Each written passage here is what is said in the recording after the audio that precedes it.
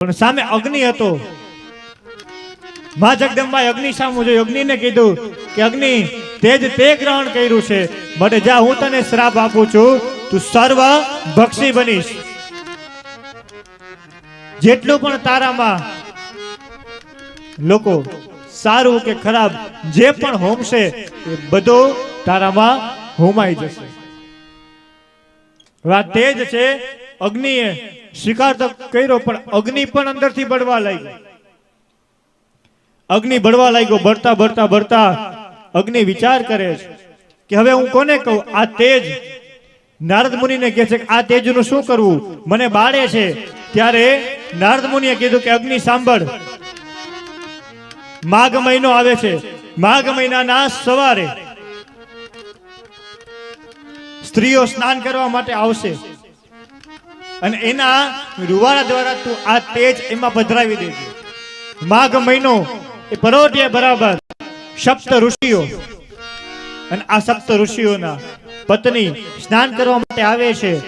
ખૂબ ઠંડી હતી. ઠંડી જોઈ અગ્નિ ત્યાં ભડકા સ્વરૂપે ત્યાં પ્રજ્વલિત થયો અને બધી એમાં એક સપ્ત ઋષિમાંથી એક અરુંધતી દેવીએ પેલા ના પાડી કે તમે ન જાઓ, પણ જે 6 ઋષિ પત્ની હતી એ ન માની અને ત્યાં ગઈ. 6 ઋષિ પત્ની ત્યાં તાપ કરવા લાગી. એ તાપ દ્વારા અગ્નિએ એ 6 ઋષિ પત્નીની અંદર એ તેજ પધરાયું. હવે એ તેજ પધરાયું, આ તો શિવનું તેજ.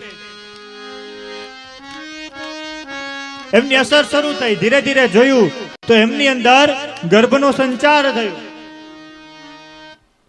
ઋષિ મુનિઓ બધાએ પૂછે છે કે આ થયું કેવી રીતે, પણ એ તો સપ્ત ઋષિ આસદ્રષ્ટા હતા. એને આંખ બંધ કરીને જોયું તો કે આ તો શિવ તેજ છે. તો કે મહારાજ શું કરવું, તો કે આ ગર્ભને તમે એક કામ કરો. તો કે શેમાં, તો કે સમુદ્રમાં પધરાવો. એ તેજ રૂપી ગર્ભને સમુદ્રમાં પધરાવ્યો 6 દેવીઓએ. પણ સમુદ્ર પણ ઉછાળા આવવા લાગ્યા. અંદર જીવજંતુઓ બધા વિચારવા લાગ્યા હવે શું કરવું. એટલે સમુદ્ર એક કાંઠે એમાંથી કાંઠા ઉપરથી જઈ અને બાજુમાં માં ગંગાજીનો પ્રવાહ શરૂ હતો. સમુદ્ર એ ગંગાજીમાં એ સુંદર તેજનો ઢગલો હતો. એને ધીમે ધીમે ધીમે ગંગાજીના પ્રવાહમાં આલોટતા આલોટતા આલોટતા સુંદર એ ગર્ભના ગોળા માટે એક જન્મ થયો. અને સુંદર આ ભગવાન શિવનું તેજ, અને એમાંથી એક બાળકનો જન્મ થયો. હવે જન્મ થયો, બાળક એકલો હતો. તો કે આને તો કે નારદ મુનિ એમને વિશ્વામિત્ર ઋષિના આશ્રમે મોકલે છે કે આ બાળક ત્યાં સચવાશે ને ત્યાં એનું પાલન પોષણ અને સંસ્કાર થશે.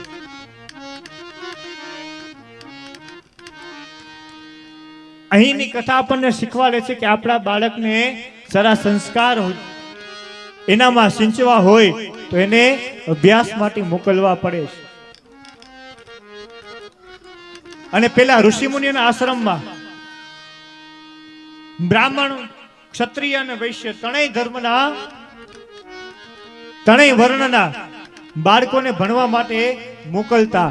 કારણ કે ત્યાં આશ્રમમાં ભણવા માટે જાય એટલે ત્યાં એમને વિદ્યા, ખાલી વિદ્યા નહીં, અસ્ત્ર વિદ્યા અને શાસ્ત્ર વિદ્યા, 2 વિદ્યા ત્યાં પ્રાપ્ત થતી.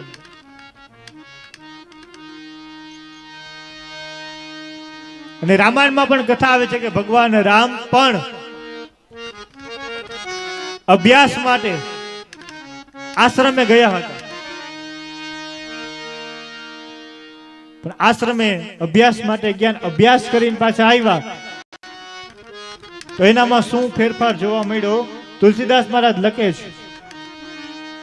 પ્રાત કાલ ઉઠી કે રઘુનાથ, પ્રાત કાલ ઉઠે કે રઘુનાથ, માતુ પિતુ ગુરુ નાવહિ માતા, માત માતું પિતું ગુરુ નાવહી માથા.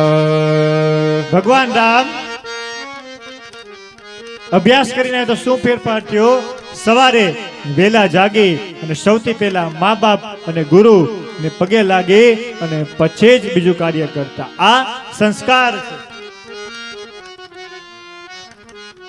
અરે ભાગવતમાં પણ આવે છે કે ભગવાન કૃષ્ણ પણ સાંદીપની ઋષિને ત્યાં વિદ્યાભ્યાસ માટે ગયા હતા ઉજ્જૈનની નગરીમાં.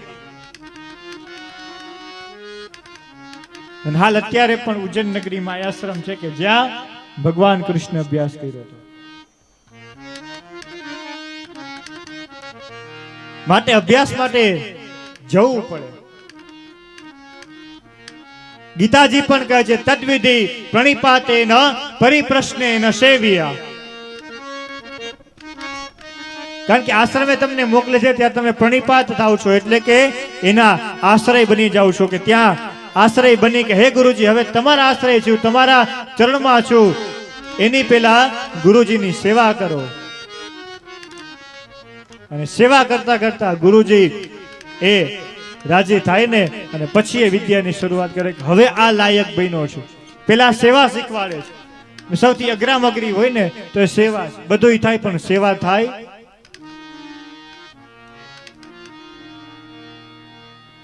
આપણા હોય એની ન થયો. ક્યારેક પડજો બીમાર, આપણા પોતાના હોય ને બીમાર પડીને ખાટલામાં હોય ને ત્યારે 15 દિવસ મહિનો દિવસ સેવા કરે, પછી મહિનો દી જાય ને પછી એની પ્રાર્થના કરે કે હવે તો ભગવાન લઈ લે તો સારું.